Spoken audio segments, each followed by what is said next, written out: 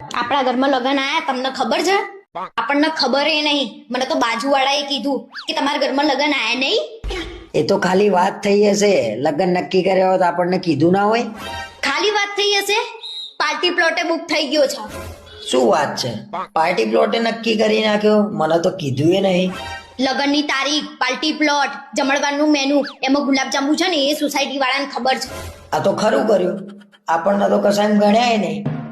આપણે તો બધું જઈ જઈને કહીએ, એમને કશું આપણને કીધું નહીં.